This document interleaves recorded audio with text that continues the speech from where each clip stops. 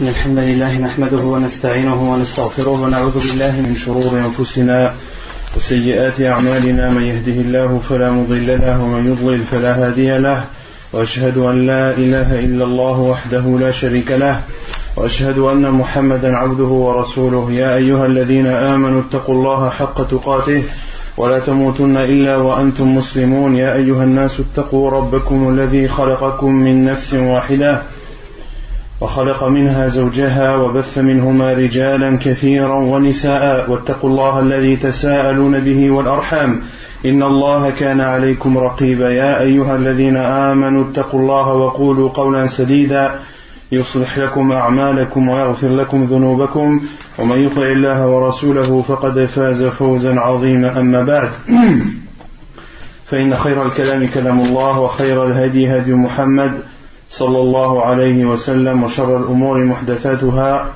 وكل محدثة بدعة وكل بدعة ضلالة وكل ضلالة في النار وبعد.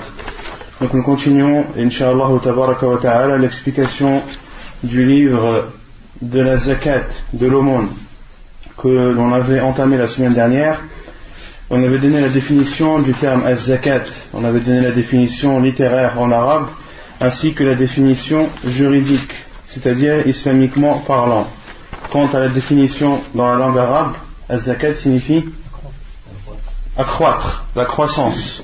Et en islam, qu'est-ce que ça signifie az-zakat?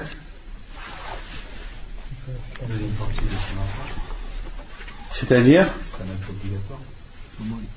quand on parle de définition, c'est quelque chose de précis. En islam, qu'est-ce que la définition de az-zakat? Non. Adorer Allah en donnant une partie de ses biens, c'est obligatoire à des gens bien placés.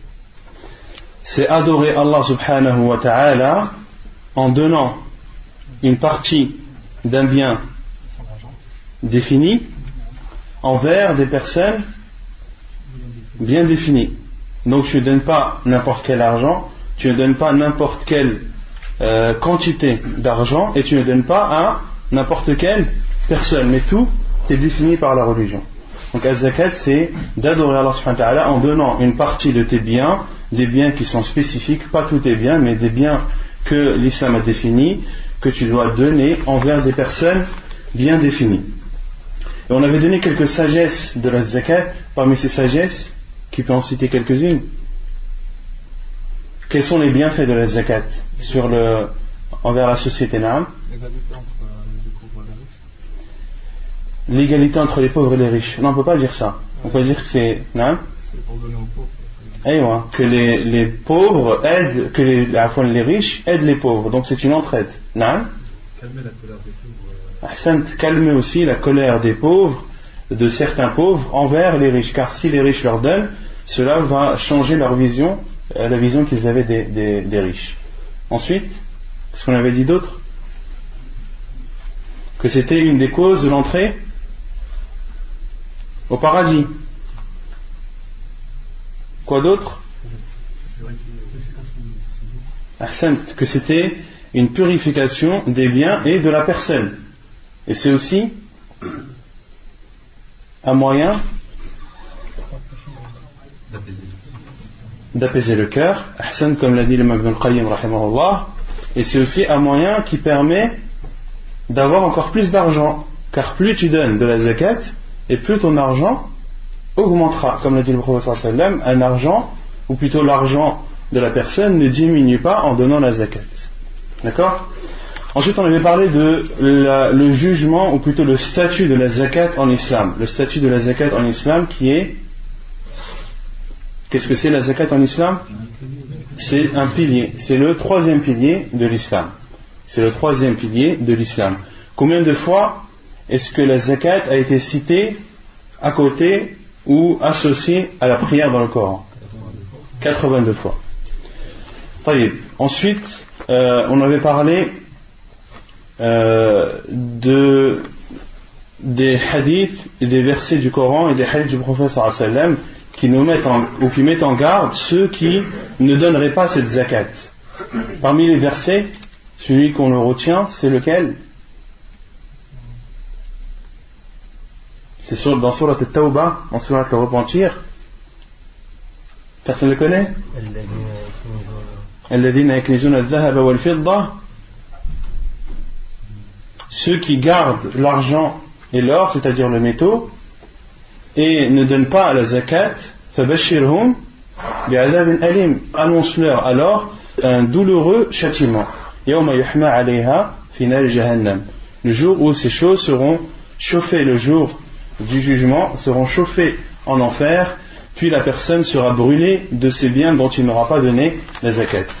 Et parmi les hadiths du prophète sallallahu alayhi wa sallam, il y avait deux hadiths qu'on avait cités, un qui était court, l'autre qui était beaucoup plus long, que celui qui ne donne pas la zakat de ses biens, comment est-ce que ce bien se transformera le jour du jugement? En un serpent immense qui le mordra et qui l'attrapera par les joues et lui dira: je suis ton trésor, je suis ton argent, c'est-à-dire ce trésor et cet argent dont tu ne donnais pas la zakat. Et dans un autre hadith, le prophète sallallahu alayhi wa sallam a dit que celui qui ne donne pas la zakat, que des plaques seront chauffées, des plaques de feu seront chauffées en enfer, puis la personne sera brûlée sur son front, sera brûlée sur ses flancs, sera brûlée sur son dos à cause de cette zakat justement qu'il n'avait pas donnée. Et le prophète sallallahu alayhi wa sallam a donné des exemples. Par exemple, le berger, ou plutôt celui qui possède des chameaux et qui ne donne pas la zakat de ces chameaux, quel sera son châtiment le jour du jugement? Non, il sera piétiné seulement et mordu aussi par cet animal. Et lorsque le dernier de ces animaux qu'il avait en sa possession aura fini de le mordre et de le piétiner, que se passera-t-il? Le premier reviendra, et ainsi de suite, pendant un jour dont la durée est, comme le professeur sallam nous en a informé, de 50 000 ans. Ensuite, on a parlé de celui qui s'abstient, le jugement de celui qui s'abstient de la zakat, de donner la zakat. Celui qui renie l'obligation de la zakat en islam, quel est son jugement? Il sort de l'islam, wala'iyadu billah, qu'Allah nous en préserve. Celui qui renie l'obligation de la zakat n'est pas un musulman en islam. Et quant à celui qui atteste que la zakat est obligatoire, qui ne nie pas l'obligation de la zakat, mais pour autant ne la donne pas, car il a une foi qui est faible, ou car tout simplement il n'en a pas envie, ou bien parce qu'il est feignant, ou bien parce qu'il aime trop l'argent, etc., etc., tout en admettant et en attestant que la zakat est obligatoire et qu'il admet qu'il est en erreur. Celui-là, son jugement est non. C'est un musulman qui a fait un énorme péché. Et comment doit se comporter le gouverneur envers une personne comme celle-ci? Non, il doit prendre le pourcentage qu'il doit de la zakat sur son argent plus la moitié de... Il doit prendre l'argent qu'il devait donner comme zakat, même contre son gré, et prendre en guise de réprimande envers cette personne, de prendre également la moitié de ses biens. Le gouverneur doit prendre l'argent de la zakat que devait donner cette personne qui s'abstient, et en plus de ça doit prendre comme correction et comme leçon pour lui, doit prendre également la moitié de ses biens. Donc ça, c'est concernant les personnes qui n'ont pas la possibilité de se défendre. Quant aux personnes qui refusent de donner la zakat et qui ont les capacités de pouvoir se défendre, comment doit se comporter le gouverneur? Il doit les combattre, comme l'a fait Abu Bakr radiyallahu ta'ala anhu. Ensuite, on a parlé des personnes pour qui la zakat est obligatoire. La zakat est obligatoire pour tout musulman qui soit libre,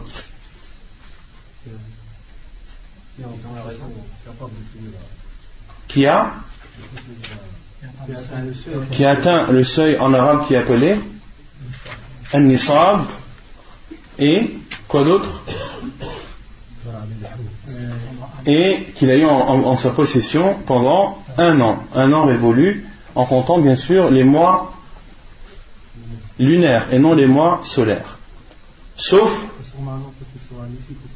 l'argent qu'il ait gagné de façon licite. Non, ça on verra après. On verra après pour ça, Inch'Allah. Mais, donc ça c'est concernant l'argent. Et concernant les récoltes, il y a une spécificité. Non? Il doit donner la zakat au moment de la récolte, de la moisson. Et dans ce cas, il n'est pas, parmi les conditions, il ne fait pas partie de l'avoir en sa possession pendant un an. Taïb. Et l'auteur n'a pas dit al-ba'lir. Est-ce qu'il a parlé du ba'lir? Non. Quel est le jugement d'un enfant de 3 ans qui a une somme importante en sa possession? Est-ce qu'il doit sortir la zakat ou non? Non? Il ne la sort pas? Mais l'argent il est à lui. Son père il dit voilà cet argent c'est pour mon fils qui a 2 ans. Je lui donne 20 000 euros. Non, est-ce que la zakat doit être sortie de cet argent ou pas? Non, il doit être sorti. Même si l'enfant n'est pas pubère. C'est pour cela que parmi les conditions qu'a donné l'auteur, qu'il soit musulman et libre. Il n'a pas dit qu'il soit musulman et pubère. Et ça, à l'unanimité des savants, un enfant, même s'il est orphelin, qui a en sa possession une somme d'argent qui est au-dessus du seuil, au-dessus du nisab, et qu'il a eu en sa possession pendant un an révolu, il doit sortir la zakat. Et s'il est petit et qu'il ne connaît pas ces choses-là, alors c'est à son tuteur, celui qui en est responsable, de sortir sa zakat. Et si la zakat n'est pas sortie, c'est alors son responsable, son père ou autre, son tuteur, qui aura le péché de ne pas avoir sorti la zakat. Non. Ensuite, on a défini les différentes sortes de biens dans lesquels on doit sortir la zakat. On avait dit que la zakat est obligatoire sur l'or et l'argent, également entre dedans la monnaie, l'or et l'argent entre dedans la monnaie, ensuite les récoltes, les fruits, les animaux et les trésors d'avant l'islam, qui est appelé en islam, en arabe al-rikaz. Al-rikaz, ce sont les choses qui ont été enterrées avant l'arrivée de l'islam. D'accord? Donc on a parlé de la zakat, de l'or et de l'argent. On avait dit que le nisab, le seuil pour l'argent est de, et elle est dans le hadith, avant d'arriver au gramme. Elle dit en islam c'est 200 dirhams. Non, on parle de l'or. On commence par l'or. Ah, j'ai dit l'argent, par l'or. Le nisab de l'or. 20 dinars islamiques. Et le seuil et le nisab de l'argent, de l'fidda, c'est 200 dirhams, le dirham al-islami. 200 dirhams islamiques. Taïb, 20 dinars correspondent à combien? Non? Combien de grammes d'or? 200 dinars d'argent, d'or à fouet, combien est-ce que cela équivaut? Et comment est-ce qu'on pourrait calculer nous à notre époque ça? Parce que 20 dinars, ce sont des dinars islamiques. À quoi ça correspond à notre époque? 85 grammes d'or. Comment on a calculé les 85 grammes? Un dinar égale un mithral. Quand il y a un mithral, c'est 4 grammes 25 grammes. Donc, il fait 1 gramme multiplié par 4 grammes. On a dit combien? Un dinar égale un dinar égale un mithral. Ensuite, un mithral c'est égal à 4,25 grammes d'or. 4,25 grammes d'or. Donc, pour avoir 20 dinars, c'est 4,25, c'est-à-dire 85 grammes. Ahsant. Donc on avait dit que un mithqal, un dinar, c'était un mithqal. Et un mithqal, ça correspond à 4,25 grammes. Donc lorsque tu fais 20 fois 4,25, ça te donne 85 grammes d'or. Donc lorsque tu as en ta possession au minimum 85 grammes d'or et que tu les as eu pendant une durée d'un an, tu dois sortir de ces 85 grammes, le professeur Hassan m'a dit Rub'u al-Ushr, le quart du dixième, qui correspond à 2,5%, ou si on veut faire plus simple, ça correspond à diviser par 40. Ensuite, les 200 dirhams. Qu'est-ce qu'on avait dit sur les 200 dirhams? À combien est-ce qu'il correspond en grammes? 585. On avait dit que 595. Comment? 595 grammes. Comment est-ce qu'on avait calculé ces 595 grammes? Comment on avait calculé 595 grammes? 10 dirhams, c'est 7000 francs. 10 dirhams, Ahsan, ça correspond à 7 mathaqil. Mathaqil. طيب, 7 mathaqil. 20 fois 7, c'est 140, ça se multiplie par 7.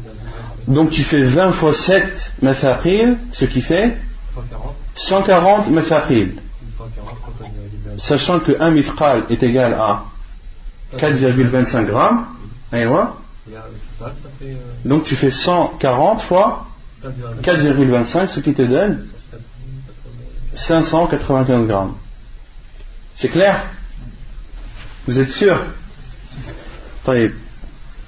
Et donc, lorsque tu as atteint également 200 dirhams, c'est-à-dire 595 grammes d'argent, c'est-à-dire le métal en ta possession pendant un an, tu dois sortir également Rub'u al-Ushr, tu dois sortir également 2,5% de ce que tu as en ta possession. طيب, يقول المؤلف زكاة الحلي. La zakat concernant les bijoux. زكاة الحلي واجبة بعموم الآية والأحاديث وليس مع من أخرجه من هذا العموم دليل ومع ذلك فقد جاءت فيه نصوص خاصة. Donc la zakat des bijoux. L'auteur dit la zakat des bijoux est obligatoire. Et cela, la preuve, c'est la globalité du verset. La globalité du verset ainsi que les hadiths rapportés, les hadiths du prophète sallallahu alayhi wa sallam rapportés à ce sujet. Et il dit, il n'y a pas de preuves authentiques, ou plutôt ceux qui sortent les bijoux d'or et d'argent du verset n'ont aucun dalil, n'ont aucune preuve avec eux pour cela. De quel verset on parle? Alladhina yaknizuna al-dhahaba wal-fidda, ceux qui gardent l'argent et l'or. Alors subhanahu wa ta'ala a dit l'argent et l'or. Et entre dans l'argent et l'or cité dans ce verset, tout ce qui est argent et tout ce qui est or, que ce soit bijoux ou non. Et celui qui veut dire non, dans le verset les bijoux ne sont pas compris dedans, il doit avoir un dalil, il doit avoir une preuve qui lui permette de dire cela. Donc l'auteur dit il n'y a pas de preuve pour ceux qui sortent les bijoux de ce verset. Et il dit il y a même des hadiths rapportés du prophète sallallahu alayhi wa sallam qui prouvent l'obligation de sortir la zakat même sur les bijoux.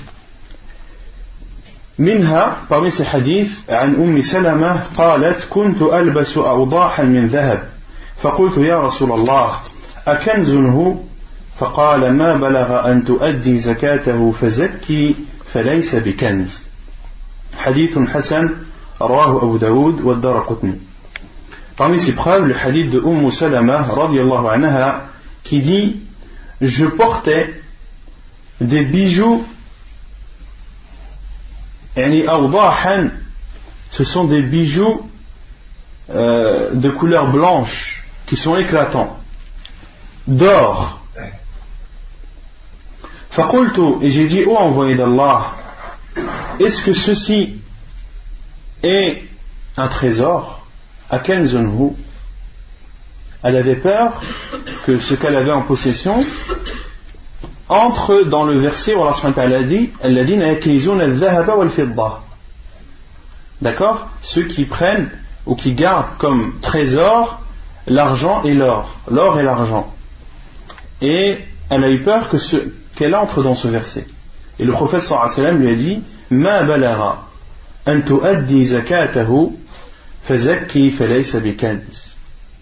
Lorsque tu as en possession des bijoux dont la valeur dépasse le seuil, alors donne l'aumône sur ces biens falaysa bikanz, et ce ne sera pas considéré comme un trésor. Ce ne sera pas considéré comme un trésor. Dans ce hadith, tout d'abord, il y a une preuve qu'il est autorisé aux femmes de porter de l'or. Car Salama a dit Kuntu albasu awdahan min dahab. Je portais des bijoux qui étaient éclatants, c'est-à-dire brillants, et qui étaient d'or. Et elle a dit Ô envoyé d'Allah, est-ce que cela est un trésor? Et il y a une preuve dans cela que les trésors en islam, ce n'est pas forcément ce qui est enterré. Car ce qu'on connaît nous en langue française, un trésor c'est quelque chose qui est enterré. En islam, un trésor n'est pas forcément ce qui est enterré. Tout ce que une personne qui ne donne pas de zakat sur des biens alors qu'il devait, cela est considéré comme un trésor, même s'il est au-dessus de la surface. Et le prophète sallallahu alayhi wa sallam lui a dit ce que tu as en ta possession qui a atteint le seuil, alors donne la zakat, et cela ne sera pas considéré comme un trésor. Il y a une divergence des savants à ce sujet sur la zakat des bijoux. La majorité des savants considèrent que les bijoux qui sont utilisés par la femme, qu'elle n'est pas obligée, qu'il ne lui est pas obligatoire d'en sortir la zakat. Et ça, c'est l'avis de la plupart des savants. Jumhur al-ulama. Parmi eux, Cheikh al-Islam ibn Taymiyyah. Parmi eux, l'imam Ibn al-Qayyim. Et la majorité des savants considèrent que il n'y a pas de zakat à donner sur les bijoux que la femme a en sa possession et qu'elle utilise. Et ils disent, parmi les preuves, c'est le hadith du prophète sallallahu alayhi wa sallam, laysa fil huli zakat. Il n'y a pas dans les bijoux de zakat. Et la divergence porte sur ce hadith, car beaucoup de savants également, plutôt ceux qui considèrent l'obligation de la zakat pour les bijoux, considèrent ce hadith faible. Cheikh al-Albani rahimahullah l'a même qualifié de batil, de nul, que c'est un hadith qui n'a aucune authenticité, qui n'est pas authentique du tout. Et à notre époque, les savants qui considèrent que la zakat sur les bijoux sont obligatoires sont les trois grands savants connus à notre époque. Cheikh Ibn Baz, Cheikh Ibn Uthaymin, Cheikh al-Albani. Les trois considèrent que la femme doit donner la zakat sur les bijoux qu'elle a. Et elle doit mesurer ou peser l'argent ou l'or pur. C'est-à-dire si elle a une bague qui contient une perle précieuse, ou une perle ou autre chose, elle doit déduire le poids de tout ce qui n'est pas or ou argent. Et quand on parle de 85 grammes d'or, c'est-à-dire 85 grammes d'or pur. Donc si tu as une bague avec plein de pierres, la bague peut peser 20 grammes, mais elle ne comporte que 10 grammes d'or. D'accord ? Et parmi la preuve des autres savants qui considèrent que cela n'est pas obligatoire, ils disent que c'est quelque chose qui est utilisé par la femme. C'est comme les biens de la personne qu'elle a chez elle, comme des tapis, comme de la vaisselle, etc., etc. Ce sont des choses qui sont utilisées et qui n'accroît pas. Ce ne sont pas des choses qui accroît, comme les biens de quelqu'un, la personne qui a un salaire, l'argent entre tous les mois, etc., etc. Ce n'est pas quelque chose qui accroît. Or, l'islam nous demande de sortir la zakat sur quelque chose qui accroît, non sur quelque chose qui est stable et utilisé. D'accord ? Ça, ce sont parmi leurs preuves. Et Allahu a'lam, l'avis le plus sûr est celui qu'appuient les hadiths, comme ce hadith de Salama et l'autre que l'on va lire, le hadith de Aïcha, c'est que la zakat sur les bijoux est obligatoire. Wallahu a'lam. وعن عائشة قالت دخل علي رسول الله صلى الله عليه وسلم فرأى في يدي فتخات من ورق فقال ما هذا يا عائشة فقلت صنعتهن أتزين لك يا رسول الله قال أتؤدين زكاتهن قلت لا أو ما شاء الله قال هو حسبك من النار حديث صحيح رواه أبو داود والدارقطني. Un autre hadith qui prouve l'obligation pour la femme de sortir la zakat sur les bijoux est le hadith de Aïcha radhiyallahu anha qui dit que le prophète sallallahu alayhi wa sallam est entré et a vu dans ses mains des grosses bagues en argent, fatakhat ay al-khawatim al-kibar, de grosses bagues d'argent dans ses mains. Et le prophète sallallahu alayhi wa sallam lui a dit qu'est-ce que cela, ô Aïcha? Elle a répondu je les ai fabriqués pour m'embellir à toi, ô envoyé d'Allah. Et le prophète sallallahu alayhi wa sallam lui a dit atu'addina zakatahun, est-ce que tu donnes la zakat sur ces bagues? Qultu la, elle a dit non. Aw ma sha Allah, c'est-à-dire elle a dit non ou autre que non. Elle a dit non ou bien une autre parole. Aw ma sha Allah. Qala, le prophète sallallahu alayhi wa sallam lui a dit huwa hasbuki minan nar, c'est ce qui te suffit pour l'enfer. Wal'iyadu billah. Hadith authentique rapporté par Abu Daoud et Ad-Daraqutni.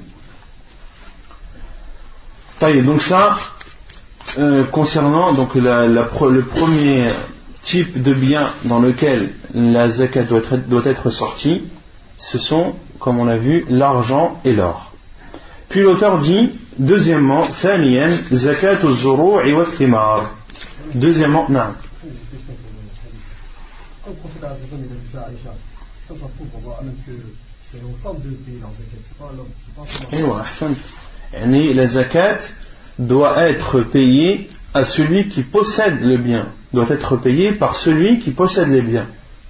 Donc si ta femme a des bijoux, les bijoux appartiennent à ton épouse, appartiennent à ton épouse, et c'est à elle de sortir la zakat.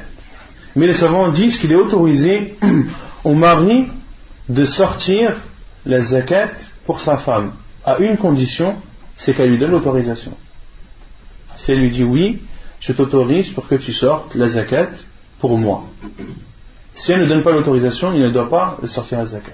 Non. Mais une femme qui a des bijoux, par exemple, son mari lui a offert des bijoux, et ça a atteint un seuil de plus de 85. Non. Sachant que cette sœur n'a pas d'argent, ça fait comment? Les savants disent, celle qui a des bijoux qui ont atteint le nisab, et qu'elle a eu en sa possession pendant 1 an, et qu'elle n'a pas de liquidité pour donner la zakat, qu'elle doit vendre de ses bijoux, ou bien alors donner de ses bijoux. Si par exemple sa zakat c'est de donner 10 grammes d'or, et qu'elle a un bijou qui pèse 10 grammes d'or, elle n'a pas d'argent, eh bien elle donne ce bijou de 10 grammes d'or. Et si elle n'a pas d'argent, elle doit vendre certains de ses bijoux pour pouvoir payer la zakat. Non. Deuxièmement, zakat az-zuru'i wa thimar. La zakat concernant les récoltes et les fruits. قال الله تعالى وهو الذي أنشأ جنات معروشات وغير معروشات والنخل والزرع مختلفا أكله والزيتون والرمان متشابها وغير متشابه كلوا من ثمره إذا أثمر وآتوا حقه يوم حصاده ولا تسرفوا إنه لا يحب المسرفين. Dans Sourate Al-An'am, Sourate les Bestiaux, verset 141. Allah subhanahu wa ta'ala dit, selon le sens, c'est lui qui a créé les jardins, à même le sol ou élevé, ainsi que les palmiers et la culture. Ainsi que les palmiers et la culture.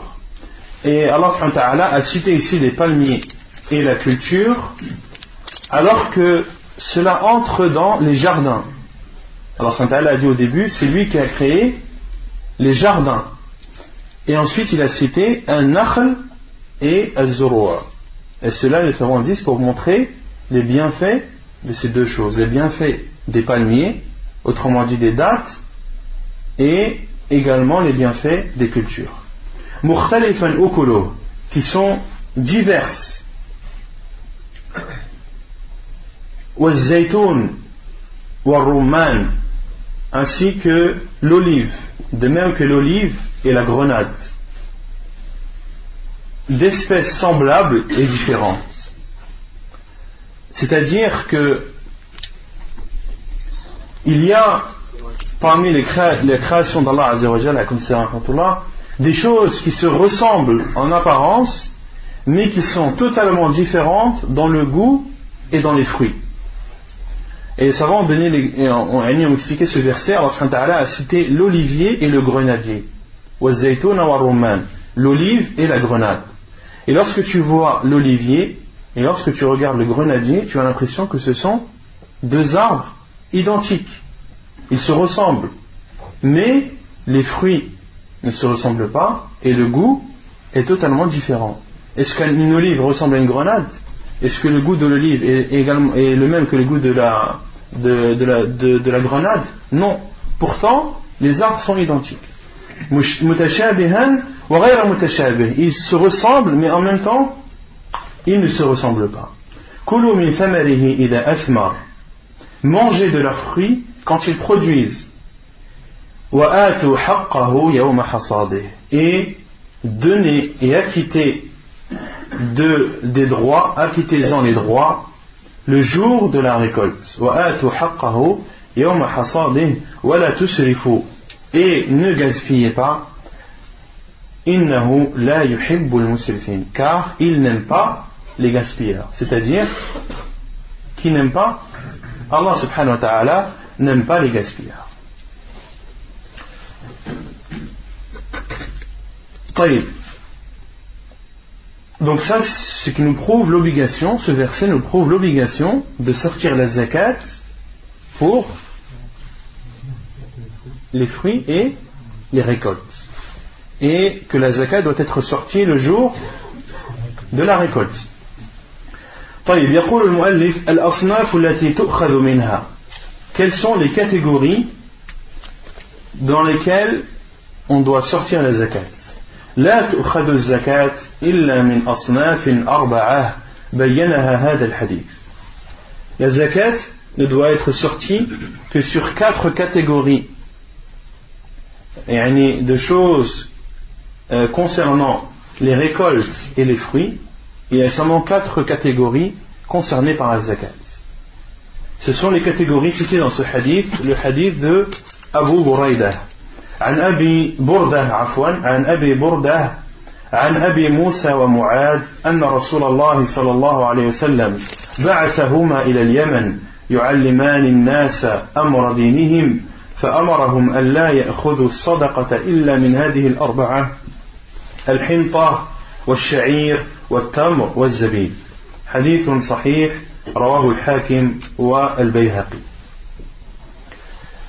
Donc ces 4 catégories sont ceux qui sont cités dans le hadith de Abi Burdah, qui rapporte de Abu Moussa et de Mu'ad, de Abu Moussa al-Ash'ari et Mu'ad ibn Jabal, qui rapporte que le prophète sallallahu alayhi wa sallam les a envoyés au Yémen afin d'y appeler et d'y propager l'islam, pour enseigner aux gens les choses de la religion. فأمرهم أن لا يأخذوا الصدقة إلا من هذه الأربعة. Et le prophète sallallahu alayhi wa sallam a ordonné à Mu'ad ibn Jabal et à Abu Moussa al-Ash'ari de ne prendre la zakat que de ces 4 choses. Al-Hinta qui est le froment ou le blé. Wal-Sha'ir qui est l'orge. Wal-Tamr, la date. Wal-Zabib, le raisin sec. Le prophète sallallahu alayhi wa sallam leur a ordonné de ne prendre la zakat que de ces 4 choses: le blé ou le froment, l'orge, les dattes et le raisin sec. En dehors de ces 4, il n'est pas obligatoire de sortir la zakat. Et il y a une divergence de savants à ce sujet. Certains savants disent que l'on doit sortir la zakat que sur ces 4 catégories.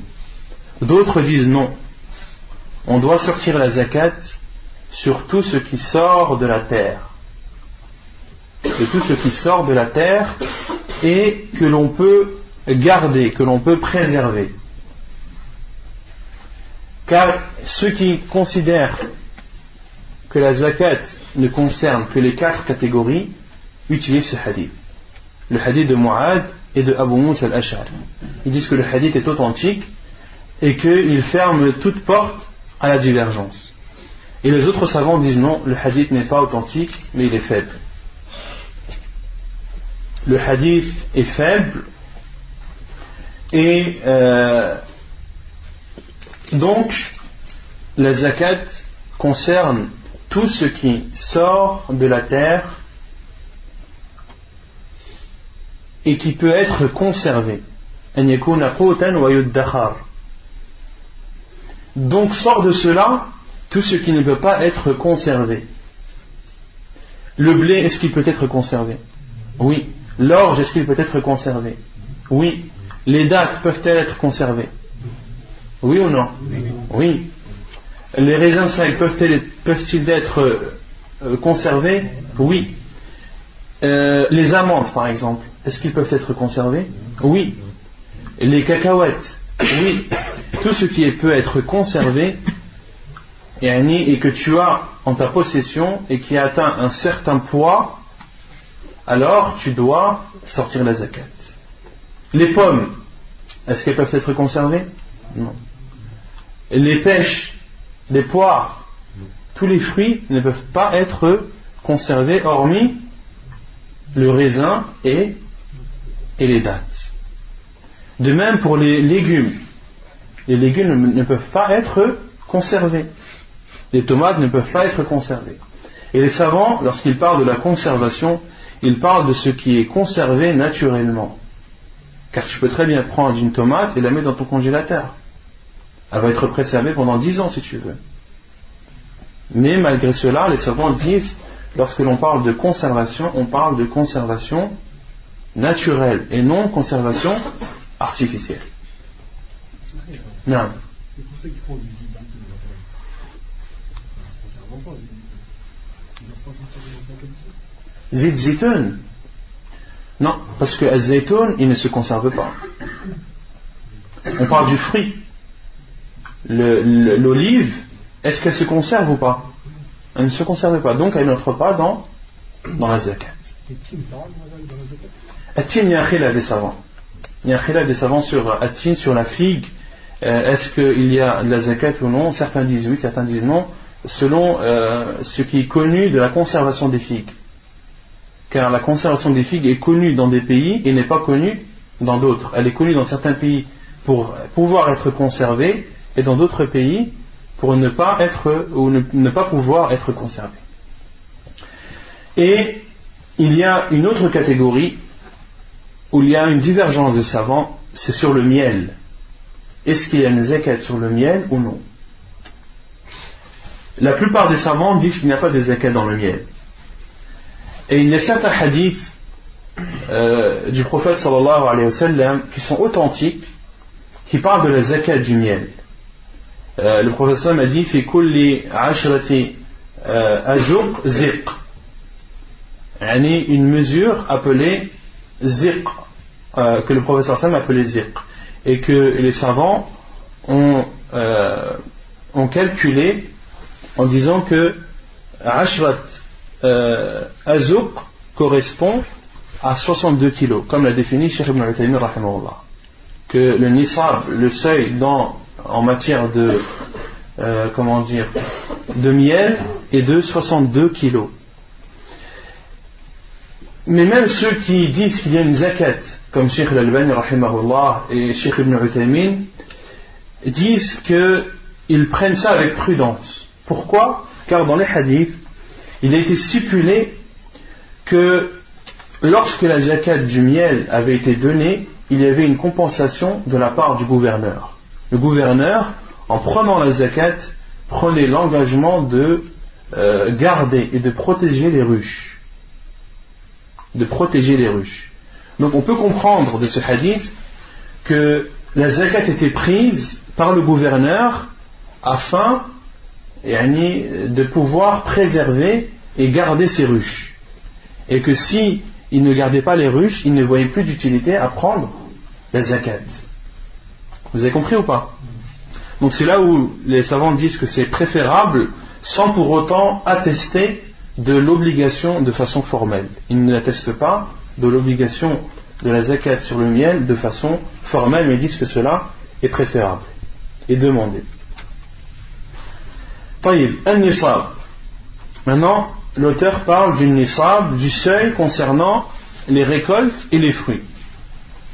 يشترط لوجوب الزكاة في الزروع والثمار أن تبلغ النصاب المذكور في هذا الحديث. عن أبي سعيد الخدري رضي الله عنه قال: قال رسول الله صلى الله عليه وسلم: ليس فيما دون 5 دود صدقة من الإبل، وليس فيما دون 5 أواق صدقة، وليس فيما دون 5 أوسق صدقة. حديث صحيح رواه البخاري وأبو داود والترمذي والنسائي وابن ماجه. Et une chose que j'ai oublié de dire concernant les savants qui disent que la zakat est obligatoire sur tout ce qui sort de la terre et qui est conservé, qui peut être conservé. Mais ils ont donné aussi une autre condition, c'est que il faut que ce soit de la nourriture. Il faut que ce soit de la nourriture, c'est-à-dire que ce soit quelque chose que les gens prennent comme aliment et non pour ce qui est autre que aliment. Par exemple, ils disent que les épices, est-ce que ça sort de la terre, oui ou non? Ça peut être conservé, oui ou non?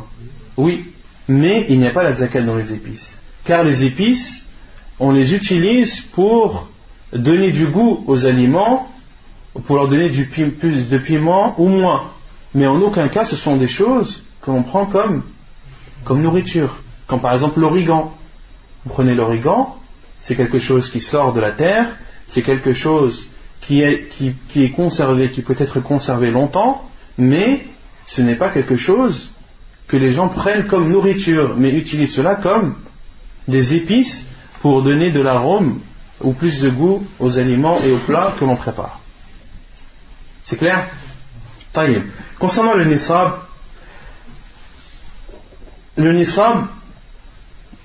concernant les cultures et les fruits, c'est ce qui est rapporté dans le hadith d'Abu Sa'id al-Khudri radiyallahu anhu, où le prophète sallallahu alayhi wa sallam a dit: il n'y a pas dans moins de 5 chameaux de sadaqa, c'est-à-dire de zakat.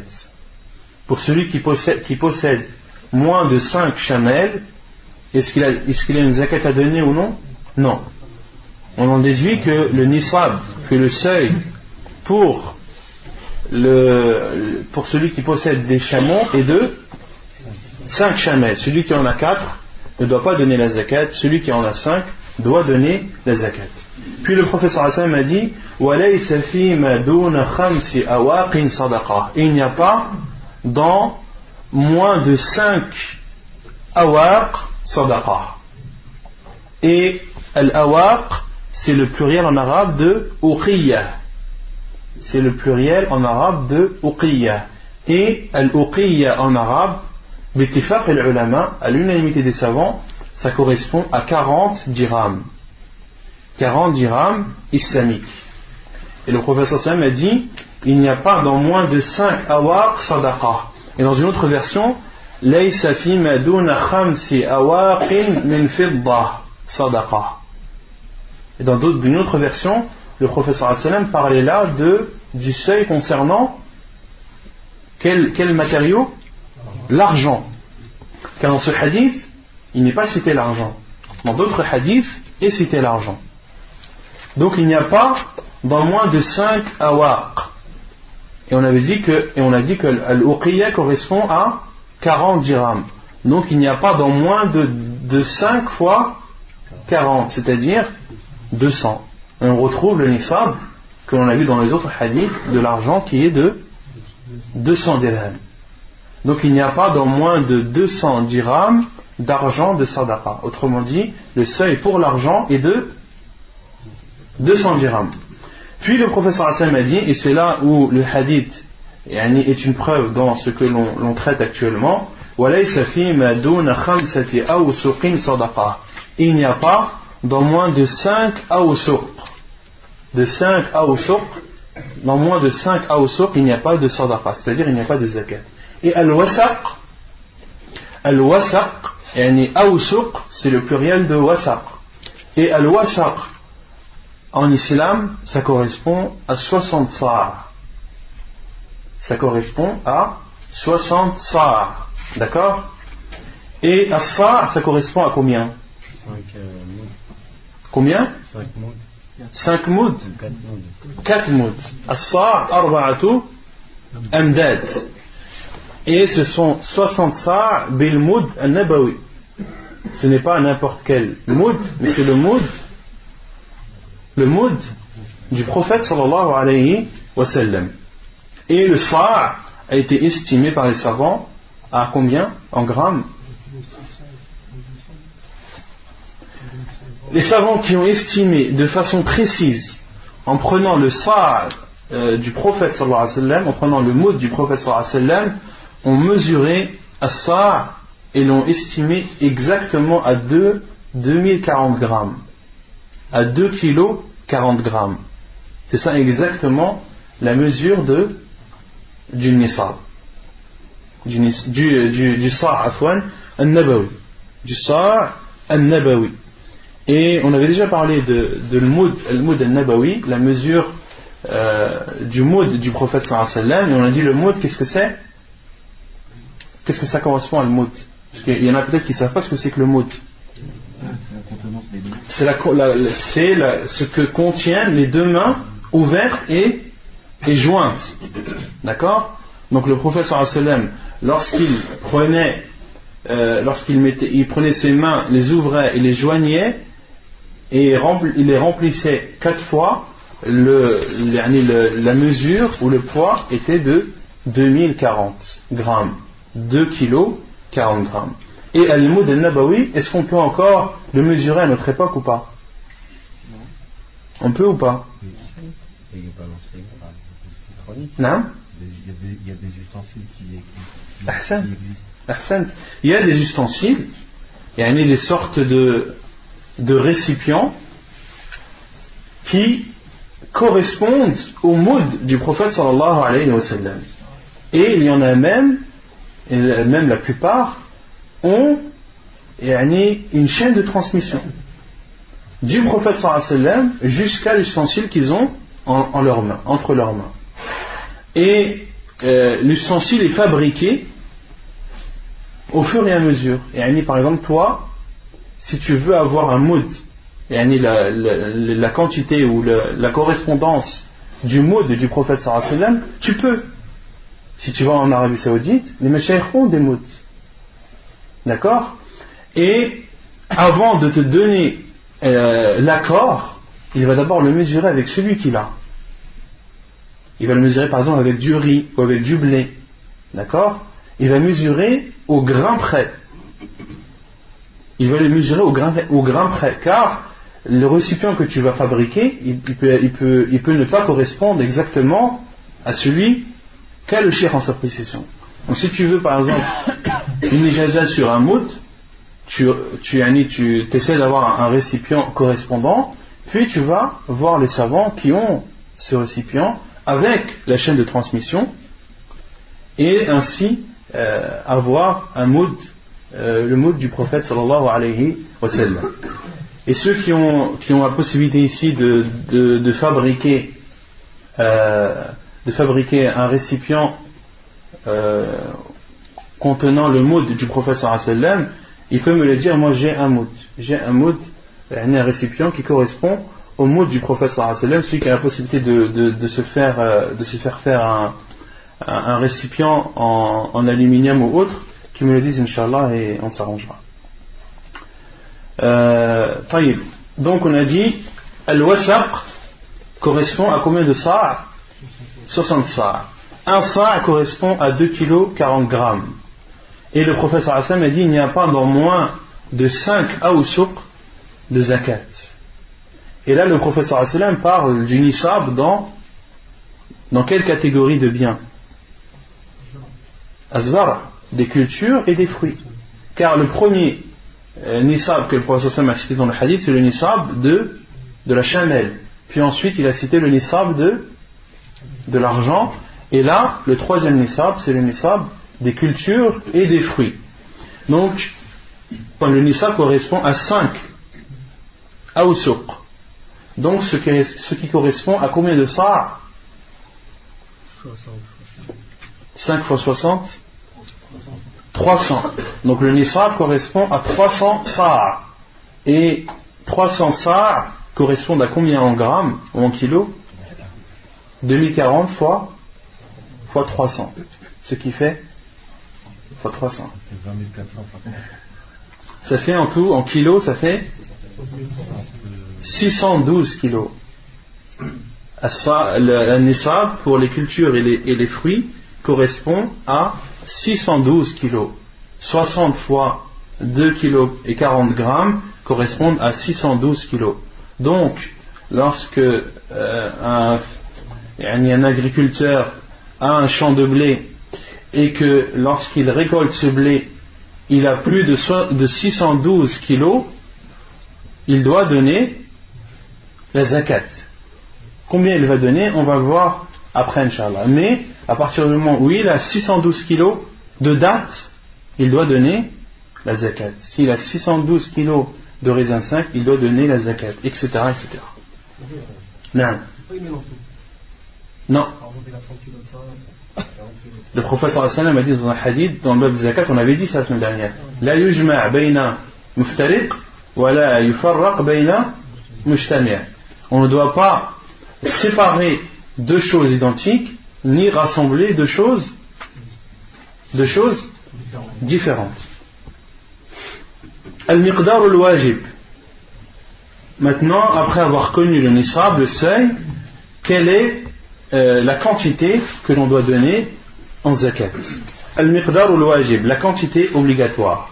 عن جابر عن النبي صلى الله عليه وسلم قال فيما سقت الأنهار والغيم العشور وفيما سقي بالسانية نصف العشور حديث صحيح رواه مسلم وأبو داود والنسائي. وعن ابن عمر أن النبي صلى الله عليه وسلم قال فيما سقت السماء والعيون أو كان عثريا العشر وفيما سقي بالنضح نصف العشر حديث صحيح رواه البخاري وأبو داود والترمذي. Selon Jabir ibn Abdullah radiyallahu anhu, selon le prophète sallallahu alayhi wa sallam, a dit ce qui est arrosé par les rivières et par la pluie, le dixième, les dixièmes, et ce qui est arrosé bis-saniyah, as-saniyah, c'est le chameau que l'on utilisait à l'époque pour aller chercher l'eau. C'est le chameau que l'on utilisait à l'époque pour aller chercher l'eau d'un puits ou d'une rivière. Nisful ushur. Nisful ushur. Et ce qui est arrosé à l'aide de ce chameau, alors la zakat est de la moitié du dixième. La zakat est alors de la moitié du dixième. Donc dans ce hadith, le prophète sallallahu alayhi wa sallam a dit ce qui est arrosé par les rivières ou par la pluie, c'est-à-dire celui qui a un champ de blé ou autre. Et ce champ, il ne l'a jamais arrosé. La pluie qui est tombée durant l'année a suffi pour que le blé arrive à maturité. Et qu'il a, après avoir récolté ce blé, 612 kilos, on va dire 700 kilos de blé. Combien doit-il sortir de zakat? 10%. 10% de ces 700 kilos. Autrement dit, 70 kilos. Pourquoi? Car le champ a été arrosé soit par une rivière ou soit par l'eau de la pluie. Et lorsque la personne arrose le champ elle-même, c'est-à-dire qu'elle prend l'eau d'un endroit et qu'elle le ramène pour arroser son champ, dans ce cas la zakat est de la moitié du dixième. Autrement dit, s'il a 700 kilos, la zakat est de en kilos 35%. 35 kilos à point. 35 kilos. Et ainsi l'islam, c'est une religion juste et droite. Celui qui n'a pas arrosé, qui ne s'est pas fatigué à arroser son champ, il est normal que la zakat soit plus grande et plus importante. Quant à celui qui s'est fatigué à prendre l'eau d'un endroit et à arroser son champ, il est normal que la zakat soit moindre. Taïb. Celui maintenant qui a une rivière à proximité de son champ et a creusé des tranchées, a fait des irrigations qui permettent ou qui arrivent à son champ. C'est lui qui les a creusées, c'est lui qui a fait ces tranchées. Et qu'à la fin de la récolte, il a ses 700 kilos de blé. Combien doit-il sortir de zakat? 35 ou 70? Les savants disent que le fait de creuser des tranchées n'est pas considéré comme arroser. Quand on parle d'arroser, c'est quelqu'un qui prend l'eau d'un endroit et qui l'apporte d'un autre endroit, qui le prend, et non pas quelqu'un qui fait une tranchée. Il fait une tranchée la première année et puis il est tranquille pendant 15 ans. Non, c'est quelqu'un qui porte de l'eau et qui l'arrose et qui arrose son champ. Taïb. Maintenant, une personne qui a un champ qui a été arrosé 6 mois par l'eau de la pluie et qui a été arrosé 6 mois par ses propres moyens à lui. Combien doit-il sortir de zakat?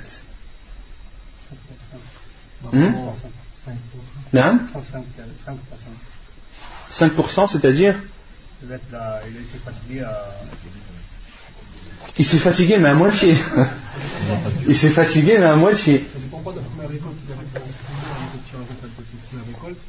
Non, les savants disent il faut être juste et rester dans cette voie-là. Si tu n'arroses pas ton champ, tu dois donner le dixième. D'accord? Si tu l'arroses, tu dois donner la moitié du dixième. Donc, si la moitié de l'année tu ne l'as pas arrosé et l'autre moitié tu l'as arrosé, tu dois donner les 3/4 du dixième. Les 3/4 du dixième. Un dixième, ça fait combien de quarts? 4/4. Donc, lorsque tu n'as pas arrosé ton champ, tu dois donner. Lorsque tu n'as pas arrosé ton champ, tu dois donner 4/4. 4/4, autrement dit un dixième. D'accord? Et si tu l'as arrosé toi-même, tu dois donner 2/4. Et lorsque pendant la moitié de l'année tu l'as arrosé et l'autre moitié tu ne l'as pas arrosé, tu dois donner la moitié qui est 3/4. La moitié entre les deux extrêmes, qui est de 3/4. C'est clair? Et dans l'autre hadith de Ibn Umar, il y a un plus, car il rapporte la parole du prophète sallallahu alayhi wa sallam, ce qui a été arrosé par le ciel, c'est-à-dire la pluie, ou al-uyun, c'est-à-dire les rivières et les ruisseaux, ou bien qui est athari. Et al-athari, c'est un arbre ou une végétation dont les racines sont peu profondes. Et qui s'alimente tout seul. C'est un arbre, par exemple, où il y a une rivière à proximité.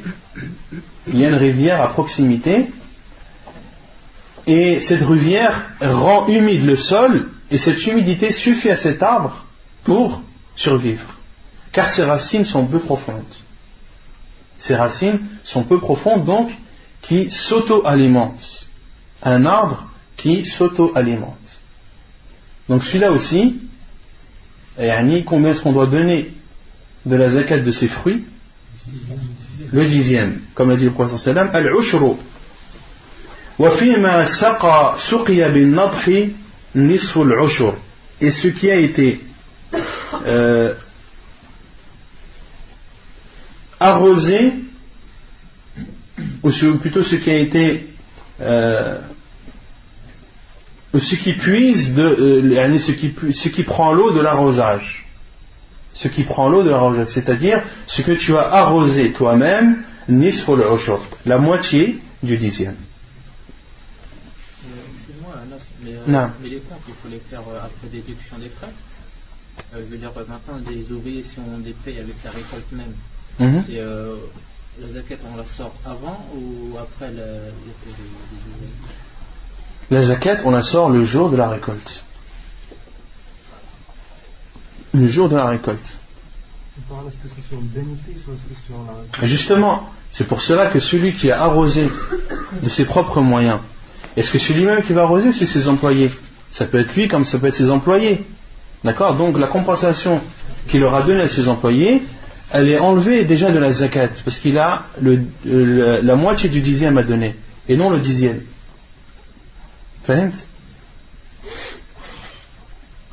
طيب. Puis l'auteur dit kharsul nakhili wal a'nab. Khars en arabe c'est l'estimation. Kharsul nakhili wal a'nab, l'estimation concernant les palmiers et les vignes. Autrement dit, qu'en islam, il est autorisé d'estimer la quantité de zakat à donner concernant les dattes et le raisin, même avant la récolte. Parce que certaines personnes, que font-elles? Lorsqu'il y a la récolte, lorsque les dattes sont mûres, ils les enlèvent et en cachent une partie. Cachent une partie de ces dattes, et lorsque celui qui est chargé par l'État de récupérer la zakat arrive, il va compter le nombre de kilos qu'il y a, ils vont peser la quantité de dattes et va sortir la zakat. Mais cette personne-là a déjà caché, il a peut-être caché la moitié, peut-être plus, peut-être moins. Donc pour éviter cela, il y a en islam ce qui s'appelle al-khars, l'estimation. Et ce sont des personnes qui ne font que ça, c'est leur spécialité. Tu les emmènes dans un champ de palmiers, ils vont te dire, toi, ta récolte sera de tant de kilos. De tant de kilos, donc ta zakat sera de tant. Ça c'est clair et net, on le sait déjà. Et on voit ça aussi chez les personnes qui ont des arbres fruitiers, des orangers par exemple. Des personnes qui achètent des orangers les oranges encore dans l'arbre. Une personne qui veut prendre de l'avance, ça c'est connu dans ce domaine-là, qui veut acheter des oranges, il va alors que les oranges ne sont pas encore n'ont pas encore été retirées. Et c'est par exemple cet arbre-là, ça va me faire 5 cajots. En comptant, ils ont des techniques pour compter, ils multiplient par des nombres bien précis, et c'est par exemple cet arbre-là, ça va être 5 cajots, celui-là 50, celui-là 60, et puis ainsi il achète les oranges et il paye. Et pareil pour al-khars, concernant l'estimation, les dates et les raisins peuvent être estimés concernant la zakat. Quelle est la preuve? La preuve c'est le hadith de Abu Humayd al-Sa'idi. عن أبي حميد الساعدي قال غزونا مع رسول الله صلى الله عليه وسلم غزوة تبوك فلما جاء وادي القرى إذا امرأة في حديقة لها فقال النبي صلى الله عليه وسلم لأصحابه اخرسوا وخرس رسول الله صلى الله عليه وسلم 10 أوسق فقال لها أحصي ما يخرج منها فلما أتى وادي القرى قال للمرأة كم جاء حديقتك قالت 10 أوسق خرس أو خرس رسول الله صلى الله عليه وسلم. Hadith sahih رواه البخاري. La preuve c'est le hadith de Abu Humayd al-Sa'idi radiyallahu anhu qui dit nous sommes sortis en bataille avec le prophète sallallahu alayhi wa sallam lors de la bataille de Tabouk. Et une fois arrivé à la ville appelée Wadi al-Qura qui est dans la route entre Médine et Tabouk, Tabouk qui est situé au nord de Médine, à une centaine de kilomètres au nord de Médine. Et dans cette ville, ils ont vu une femme dans son jardin, dans son champ. Et les savants ont déduit de ce hadith qu'il est autorisé à une femme d'avoir sa propre culture et de travailler dans son jardin et de récolter. فقال النبي صلى الله عليه وسلم لأصحابه, et le prophète صلى الله عليه وسلم a dit à ses compagnons, اخرسوا, c'est-à-dire estimez. وخرس رسول الله صلى الله عليه وسلم 10 أوسق, et le prophète صلى الله عليه وسلم, en regardant les palmiers de cette femme, a estimé que les dates seraient de 10 أوسق. On a dit al-wasaq, c'est combien? 60 sa'. On a dit que 5 awsuq, c'est combien? 5 awsuq, c'est 5 awsuq, c'est le nisab. C'est le seuil. Le seuil, c'est 2. Subhanallah. Le seuil, c'est 300. On a dit c'est 612. Al-nisab, c'est 5 awsuq. C'est 5 awsuq. Al-wasaq, c'est 60 sa'. Un sa', c'est 2 kg 40. 2 kg 40 grammes. Donc, 5 awsuq, 5 awsuq font 612 kilos, qui est le seuil pour les cultures et les fruits. Et le prophète sallallahu alayhi wa sallam, en regardant les palmiers de cette femme, a estimé ces dates à 10 awsuq. Autrement dit, 612 fois 2, donc 1224 kilos. Le prophète sallam a estimé sa culture à 1224 kilos. Puis il lui a dit, ahsin ma yakhruj minha. C'était dans la route, c'est dans le trajet du prophète sallallahu alayhi wa sallam. Et il a dit à cette femme, compte, lorsque tes dates seront mûres, compte combien de awsuq il y a. Compte, estime, ou compte exactement à combien correspond et compte la quantité. Puis dans le hadith, l'auteur ne l'a pas cité, le hadith est plus long que ça. Le prophète sallallahu alayhi wa sallam est arrivé à Tabouk, et lorsqu'il est arrivé à Tabouk, le prophète sallallahu alayhi wa sallam a su qu'il y allait avoir une tempête, un vent violent qui allait frapper Tabouk, et le prophète sallallahu alayhi wa sallam a dit à ses compagnons de ne pas se lever et d'attacher leurs chamelles. Et un des compagnons du prophète sallallahu alayhi wa sallam s'est levé et a été emporté par la tempête. Et c'est une montagne appelée Taï qui l'a arrêté dans sa course. Puis le prophète sallallahu alayhi wa sallam est revenu, et lorsqu'il est revenu et est repassé par Wadi al-Qura, par cette ville où il avait vu cette femme, qala lil mar'ah, il a dit à la femme, kam ja'a hadiqatuki, combien est-ce que ton jardin et tes palmiers t'ont apporté? Qalat 10 awsuq kharsu rasulillahi sallallahu alayhi wa sallam. Elle a dit 10 awsuq, l'estimation du prophète sallallahu alayhi wa sallam. Autrement dit, le prophète sallallahu alayhi wa sallam a estimé de façon juste et précise la quantité de dates qui étaient présentes dans les palmiers de cette femme. Hadith authentique rapporté par Al-Bukhari. وعن عائشة قالت كان رسول الله صلى الله عليه وسلم يبعث عبد الله بن رواحة فيخرس النخل حين يطيب قبل أن يؤكل منه ثم يخير يهود يأخذونه بذلك الخرس أو يدفعونه إليهم بذلك الخرس لكي تحصى الزكاة قبل أن تؤكل الثمار وتفرق. حديث حسن لغيره رواه أبو داود.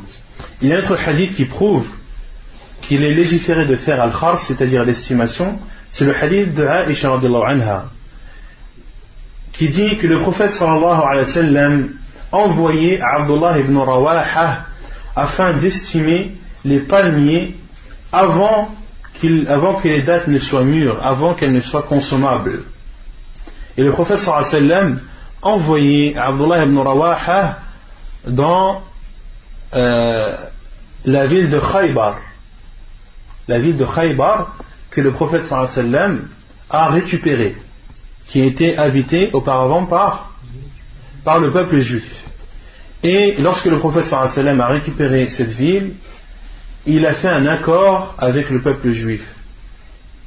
Car ils ont dit, ô Muhammad, laisse-nous les récoltes, laisse-nous nous occuper de nos récoltes, et tu auras la moitié des récoltes.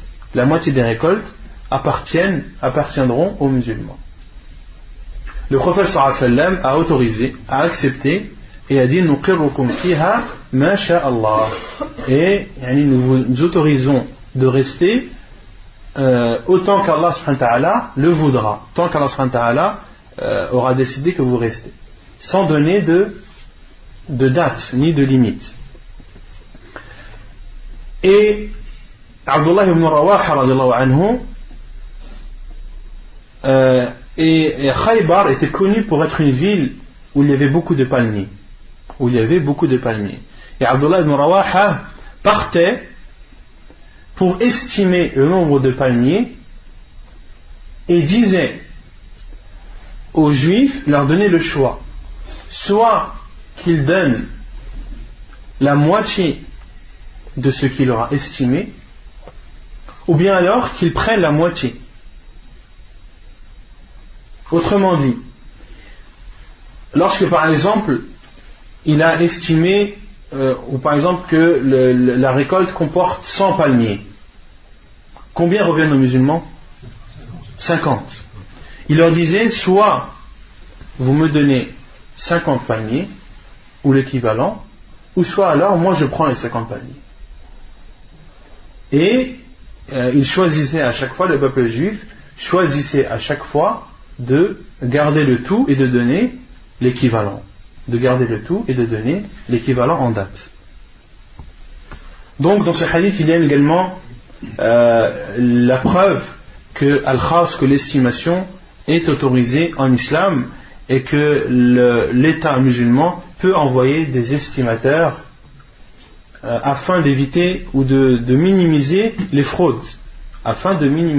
Car l'estimation se fait avant que le fruit ne soit consommé ou avant que la récolte ou les cultures ne soient récoltées et moissonnées. C'est clair pour ça? طيب ثالثا نعم تفضل. Troisièmement, ثالثا زكاة المواشي. La troisième catégorie de biens dans lesquels la zakat est obligatoire, c'est ce qui est appelé en arabe al-mawashi. والمواشي ثلاثة أجناس الإبل والبقر والغنم. Et al-mawashi en arabe, ce sont trois catégories qui sont la chamelle ou le chameau, la vache et al-ghanam, et les ovins. Et les ovins comportent les moutons, les brebis, mais aussi les chèvres et les boucs. Zakatul ibil, concernant la zakat des chameaux. Nisabuha, quel est le nisab concernant les chameaux? عن أبي سعيد الخدري أن رسول الله صلى الله عليه وسلم قال ليس فيما دون 5 دود من الإبل صدقة. ليس فيما دون 5 دود من الإبل صدقة. Selon Abu Sa'id al-Khudri radiyallahu anhu, le prophète sallallahu alayhi wa sallam a dit, il n'y a pas dans moins de 5 daoud. Et al-daoud en arabe, c'est concernant les animaux, c'est le nombre compris entre 3 et 9. Le nombre d'animaux compris entre 3 et 9 en arabe c'est appelé daoud. Et concernant les êtres humains, c'est appelé comment? Entre 3 et 9? Non? Non? Non?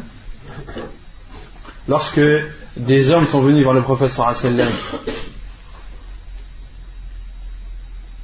et on dit que l'un jeûnait toute l'année, l'autre ne se mariait pas avec les femmes, l'autre dormait non?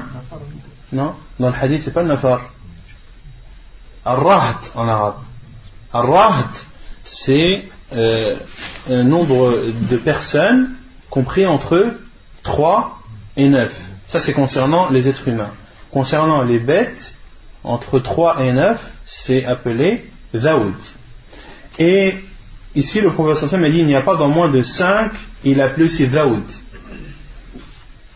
Et 5, c'est bien compris entre 3 et 9. Donc il n'y a pas dans moins de 5 chamels de sadaqa, c'est-à-dire de zakat. Donc le nisab, le seuil est de 5. Miqdarul wajib fiha. Maintenant, qu'est-ce que la personne qui a en sa possession 5 chamels ou plus doit donner? Quel est le montant ou la quantité de la zakat à donner en chamel?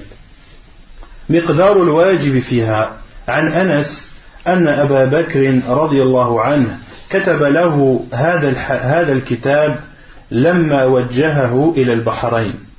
بسم الله الرحمن الرحيم. هذه فريضة الصدقة التي فرض رسول الله صلى الله عليه وسلم على المسلمين والتي أمر الله بها رسوله، فمن سئلها من المسلمين على وجهها فليعطها، ومن سئل فوقها فلا يعطي، في 24 من الإبل، فما دونها من الغنم من كل 5 شاة، فإذا بلغت 25 إلى 35 ففيها بنت مخاض أنثى، فإذا بلغت 36 إلى 45 ففيها بنت لبون أنثى، فإذا بلغت 46 إلى 60 ففيها حقة طروقة الجمل، فإذا بلغت 61 إلى 75 ففيها جذعة، فإذا بلغت 76 إلى 90 ففيها بنتا لبون، فإذا بلغت 91 إلى 20 و100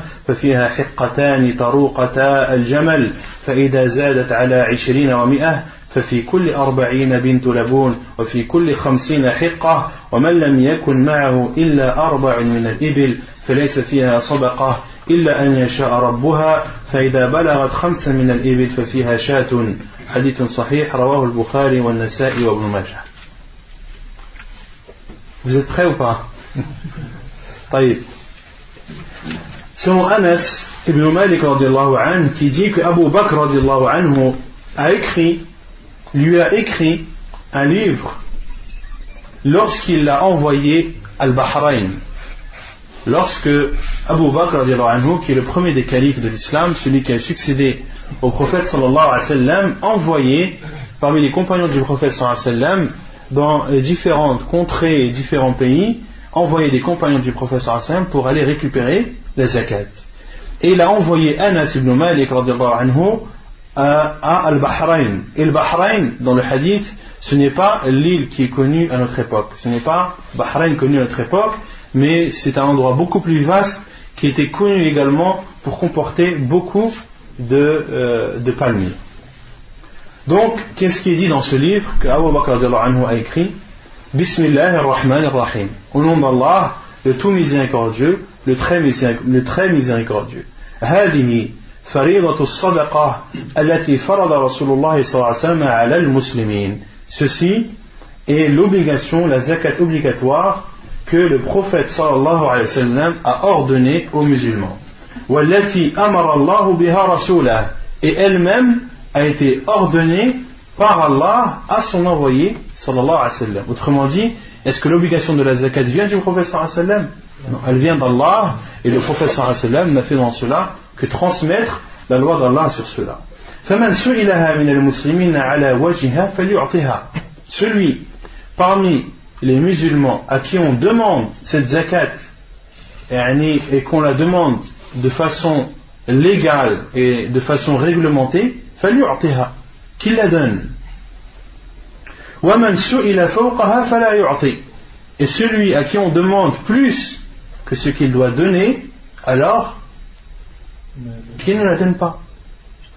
Alors qu'il ne la donne pas. Si tu as 700 grammes de blé et qu'on te demande de donner 100 kilos, qu'est-ce que tu dis?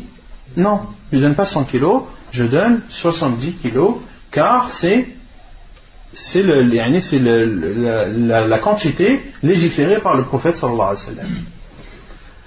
في 24 من الإبن فما دونها من الغنم من كل 5 شاة.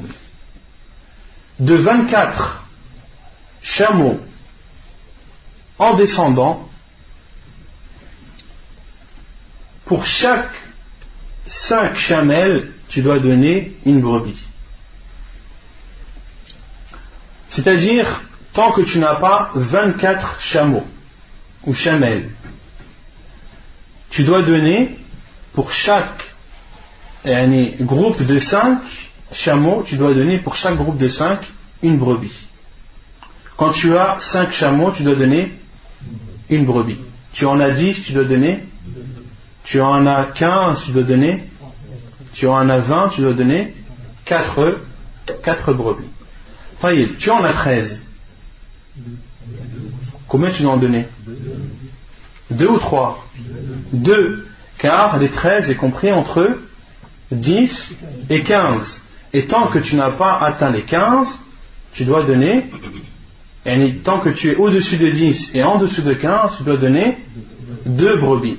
Et quand tu es au-dessus de 15 mais en dessous de 20, tu dois donner 3 brebis. Et lorsque tu en as plus de 20 mais moins de 25, tu dois en donner 4. Taïb. فإذا بلغت 25 إلى 35 ففيها بنت مخاض أنثى. Et lorsque tu en as 25 jusqu'à 35, alors tu dois donner bint makhad untha. Tu dois donner une femelle appelée en islam, que le prophète appelait makhad. Et la femelle appelée makhad en arabe, c'est la femelle qui a 1 an. C'est la femelle qui a 1 an. Et al-makhad, c'est la chamelle qui est enceinte. Autrement dit, la chamelle qui a 1 an, sa mère est normalement enceinte ou va l'être bientôt. D'accord? Donc, lorsque tu en as 25 jusqu'à 35, la zakat que tu dois donner une chamelle, une femelle, et qui a 1 an. Et quand on dit femelle, ça veut dire que le mâle n'est pas accepté. Parce que concernant les animaux, la femelle est plus importante et plus chère que le mâle. Pourquoi? Car la femelle met bas à d'autres petits. فإذا بلغت 36 إلى 45 ففيها بنت لبون أنثى. Et lorsque tu as atteint les 36 jusqu'à 45, alors la zakat est une femelle appelée laboun, c'est-à-dire une femelle qui a 2 ans. Une femelle qui a 2 ans, et elle est appelée laboun car à 2 ans sa mère allait, allait sa petite. Donc de 25 à combien on a dit? À 35, tu dois donner une chamelle de 1 an. De 36 à 45, tu dois donner une chamelle de 2 ans. فإذا بلغت 46 إلى 60 ففيها حقة طروقة الجمل. Et lorsque tu en as 46 jusqu'à 60, tu dois donner une chamelle appelée en arabe hiqqa, tarouqatul jamal, une chamelle qui a l'âge de 3 ans. Et elle est appelée hiqqa car elle supporte qu'un chameau monte dessus. Donc, lorsque tu en as 46 jusqu'à 60, tu dois donner en zakat une chamelle de 3 ans. فإذا بلغت 61 إلى 75 ففيها جذعة. et lorsque tu en as 61, entre 61 et 75, tu dois donner une jad'a. Et la jad'a, c'est la chamelle qui a 4 ans. C'est la chamelle qui a 4 ans. Entre 61 et 75. Donc, entre 25 et 35, tu dois donner une chamelle de 1 an. Entre 36 et 45, tu dois donner une chamelle de 2 ans. Entre 46 et 60, tu dois donner une chamelle de 3 ans. Entre 61 et 75, tu dois donner une chamelle de 4 ans. فإذا بلغت يعني 76 إلى 90 ففيها بنت لبون. Et lorsque tu en as 76 jusqu'à 90, tu dois leur donner 2 bint laboun. 2 bint laboun. Et bint laboun, c'est la petite c'est la chamelle qui a 2 ans. Celle qui a 1 an, c'est bint makhad. Celle qui a 2 ans, c'est bint laboun. Quand tu en as 76 jusqu'à 90, tu dois donner 2 chamelles de 2 ans. فإذا بلغت 91 إلى 20 و100 ففيها حقتان طروقتا الجمل. Et lorsque tu en as 91 jusqu'à 120, tu dois donner 2 hiqqatan, 2 femelles de 3 ans. C'est clair jusque-là? فإذا زادت على 20 و100 ففي كل 40 بنت لبون وفي كل 50 حقة. C'est là où ça se complique. Et le professeur sallam a dit, et lorsqu'il y a plus de 120, alors pour chaque quarantaine de chameaux, tu dois donner bint laboun, une chamelle de 2 ans.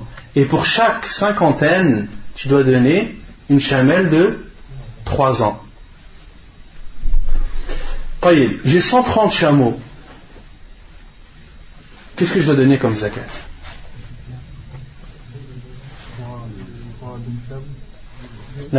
3 bint laboun. Donc 3 bint laboun, le professeur me dit pour chaque 40, tu dois donner une bint laboun. Donc tu me dis je dois donner 3 bint laboun, autrement dit 3 fois 40. 3 fois 40 ça fait combien? Mais j'en ai 130. J'en fais quoi des 10? J'en fais quoi des 10? On les compte pas? On ne peut pas faire autrement.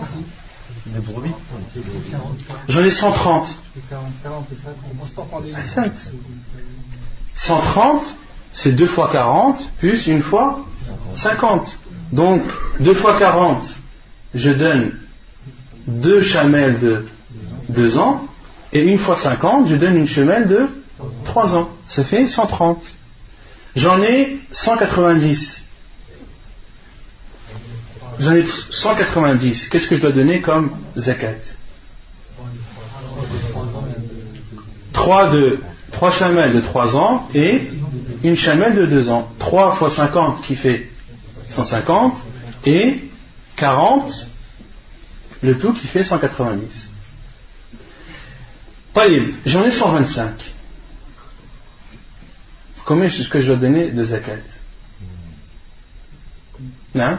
2 chamelles de 3 ans et une brebis, non? Non. Et le professeur m'a dit, au-dessus de 120, pour chaque 40, tu dois donner une chamelle de 2 ans, bint laboun, et pour chaque cinquantaine, tu dois donner une hiqqa, une chamelle de 3 ans. Il n'y a pas de brebis dedans. Et on doit suivre l'islam comme le professeur sallam nous l'a enseigné. Donc quand il y en a 125, c'est 3 chamelles de 2 ans. C'est 3 fois 40. 3 fois 40. Et les 5 qui sont en plus, ce n'est pas grave. Et la règle, c'est que lorsque tu fais tes calculs et qu'il te reste au minimum 10 chamelles ou plus, c'est que tu as mal fait tes calculs. Ça c'est une règle. dans les chameaux, lorsque à la fin de tes calculs, il te reste au minimum 10 ou plus chamels, c'est que tu as mal fait tes calculs. Comme tout à l'heure, lorsque j'avais 130 chamels et que j'ai donné 3 chamels de 2 ans, ça me faisait 3 fois 40, ce qui fait 120, il me restait 10. Donc automatiquement, je me suis trompé. Taïeb, j'ai 160 chamels. Qu'est-ce que je dois donner comme zakat?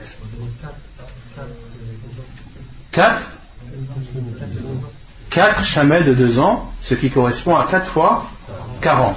Taïeb, 170.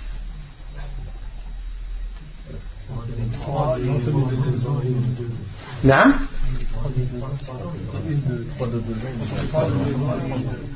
3 de 2 ans, ça fait combien? 120.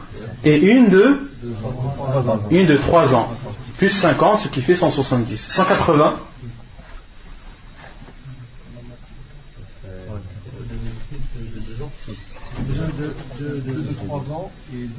Ahsant. Lorsque j'en ai 180, je dois donner 2 chamels de 2 ans, 2 bint laboun, ce qui correspond à 2 fois 40, plus 2 de 3 ans, ce qui correspond à 2 fois 50. 190, on l'a déjà vu, et 200.